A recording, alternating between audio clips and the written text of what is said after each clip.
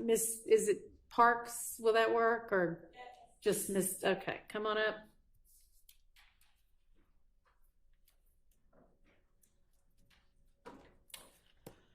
All right, so I know that you have been live streaming pretty much this entire trial, and I'm sure probably the pretrial proceedings as well. And it came to both the court's attention and defense counsel's attention recently that you had been on your, what do you call those things that you do? It's not a podcast, or is it? Do you still call it that? It is a podcast, okay. But it's a video podcast. Okay. Anyway, we'll call it a podcast. Okay.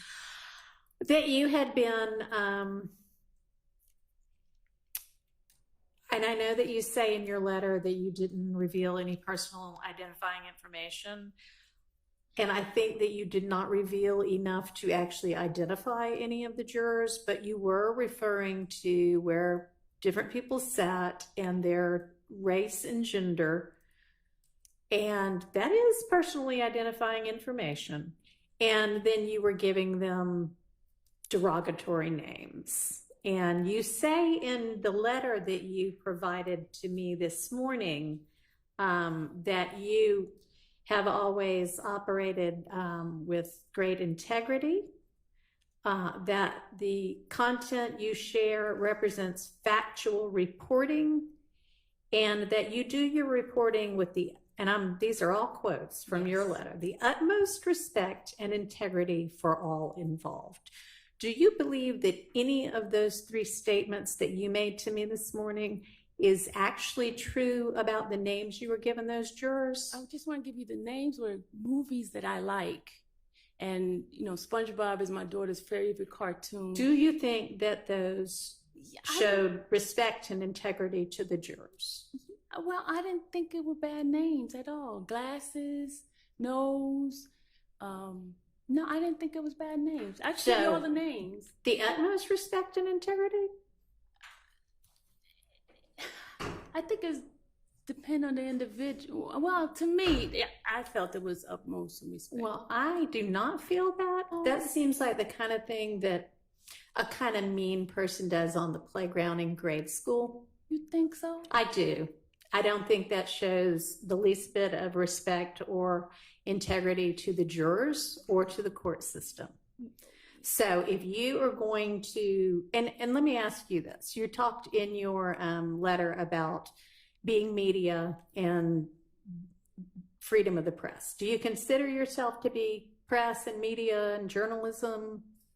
I consider myself being a content creator. I create content for the community and give information. As far as journalism, I didn't go to school. I've taken some classes and things like that. But I mean, the information I believe is very vital for the community. I don't disagree. I mean, this is court. It's one of the most important things we do in our country.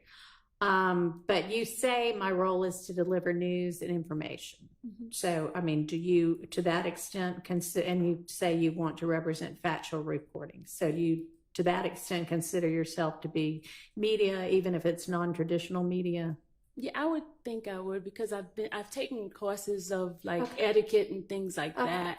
But as far as, and then and the other thing too, with my channel, it's more like some sort of like easygoing, friendly type of thing where people don't feel like it's just. I'd love for you to keep it friendly. Okay, that would be great. Okay, and I will never use the names anymore if it offend anybody, because that was never my intention to offend anyone. Okay, I was just using names that movies that I like, Twister, SpongeBob, Ghost, things like that. I mean, I realize that if you're trying to create content that fills, the entirety of every day, that sometimes you probably have to reach out somewhere to whatever pops into your mind at the time. But I would ask that before you do that, that you actually do keep in mind that this is a court proceeding. Mm-hmm. And I know a whole lot of people seem to be watching this as entertainment, but this is not entertainment for any of the people involved here.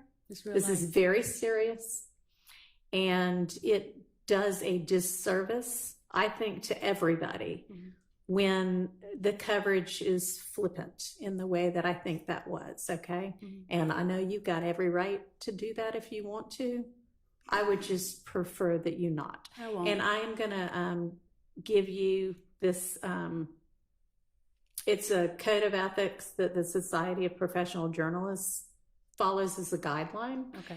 And I mean, you're not required to abide by it. It's not the law, but it might be helpful for you to take a look at it and just, use it as a guideline. I definitely will. Okay. So if you can do that for me and try to be respectful and treat this with integrity, then you may come back in and continue to live stream. Definitely. All right. I appreciate it. Thank you, Anna.